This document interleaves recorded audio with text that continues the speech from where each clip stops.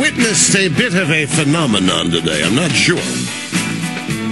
And it's only anecdotal. It only happened here at the EIB network. I don't know if it happened elsewhere. I don't know if it happened where you are.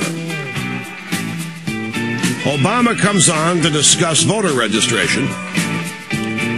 Largest voter registration drive in history, amnesty, immigration, illegal immigration. And people stopped what they were doing and huddled around the television sets. Now, normally when Obama's on TV, you hit the mute button and you keep walking or playing with your iPhone 4.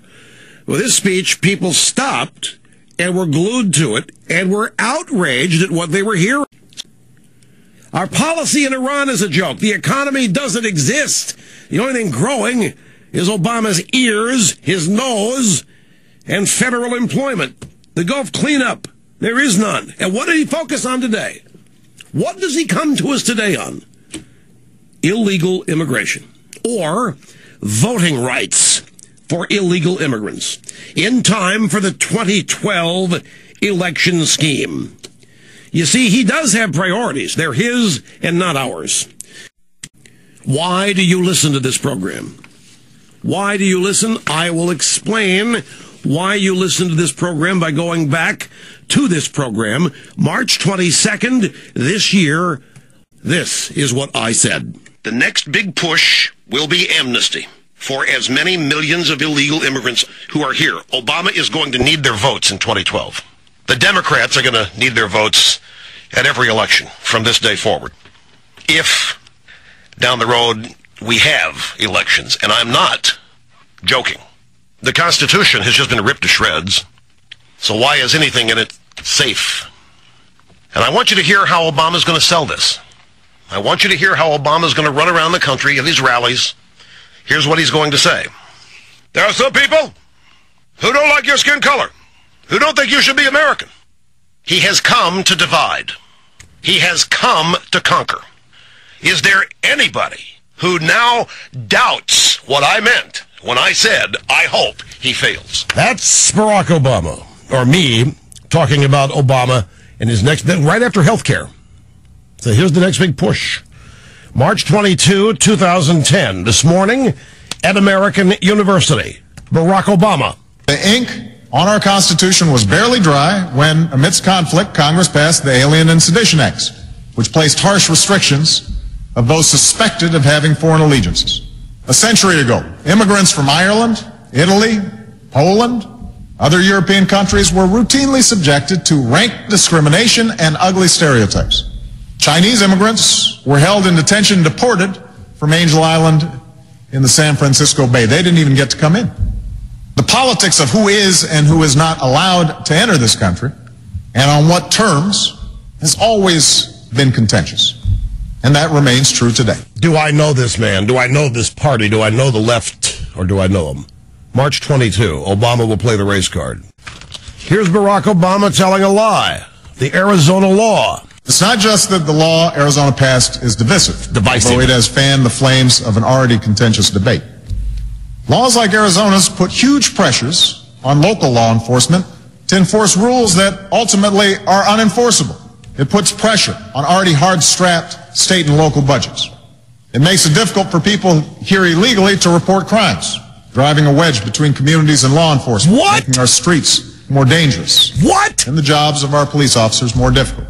These laws also have the potential of violating the rights of innocent American citizens and legal residents, making them subject to possible stops or questioning because of what they look like or how they sound. There's the race card again. 101 days after I predicted it. Here is Obama. They don't want you here because of what you look like or how you sound.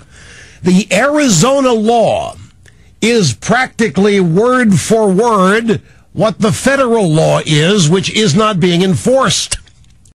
The Arizona law is not divisive.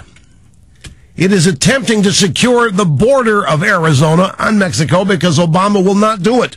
He lied to this. He said our border has never been more secure now that he's in charge. It puts pressure on already hard-strapped police and local budgets. It makes it difficult for people here illegally to report crimes. What? The crimes they commit? What are we talking about here? We're worried about the people here illegally reporting crimes? I know, they're forced into the shadows.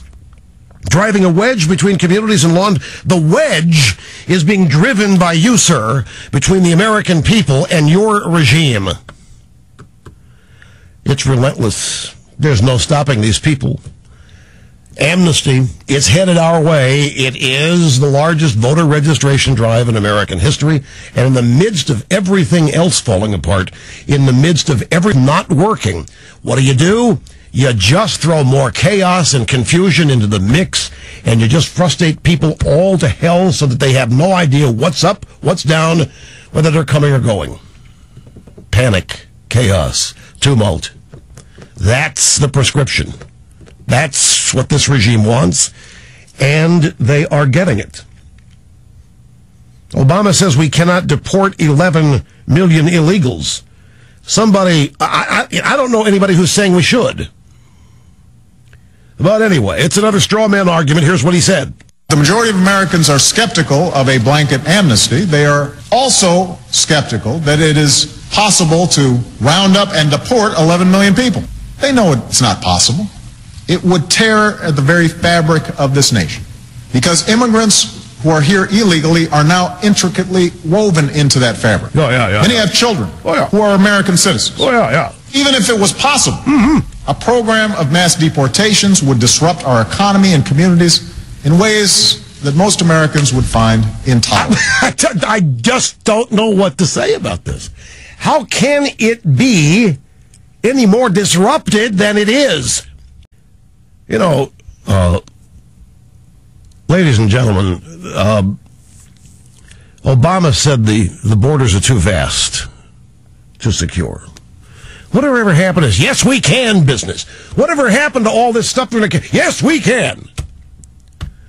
Whatever happened to all that optimism? Yes, we can. Now it's no, we won't. No, we can't. The President of the United States can do whatever he wants with people from foreign nations in times of war, and we are in a time of war. The Alien Act is still in effect. If the Arizona law is unenforceable, as he says, then what's the problem? Why even reference it? If the Arizona law can't be enforced, then why even get your dander up about it? I wonder if Obama's ever even been to Arizona. Have you been to Arizona, Snerdley? Most of the people in Arizona, not all, but most of them, look like Mexicans. How in the hell can you possibly be profiled? The law does not allow profiling anyway. Another lie and myth that is being told. Where in the United States is it impossible to report a crime without giving your ID? I mean, you call 911. You call 911, they don't ask you for your ID, they don't have your driver's license number. What is, they will in Arizona. What is this is all absurd. New York City has a campaign right now. They're reminding everybody you don't need to give any information about yourself to report a crime. It was possible for 11, I don't believe the number, I think it's a little higher. It was possible for 11 million illegals to come here. Why is it impossible for them to leave? Anyway, you see what's going on here. We got the Kagan hearings, and that's a disaster. I mean, this woman's no more qualified to be on the court. She's an Obama rubber stamp, but there's nothing going to stop her. That's all going on. This is happening. This is, I mean, purposely stirring the pot, purposely agitating. Even if it was a speech of nothing but generalities, it sets the stage for what comes next. Well, the real purpose of the speech today, for those of you who say, well, you're getting so upset about Russia, done a bunch of pablum and weren't any specifics. No. You're right. There weren't a whole lot of specifics, but it set the stage for Obama to once again portray to the Hispanic voters in this country that only he and the Democrat Party is on their side.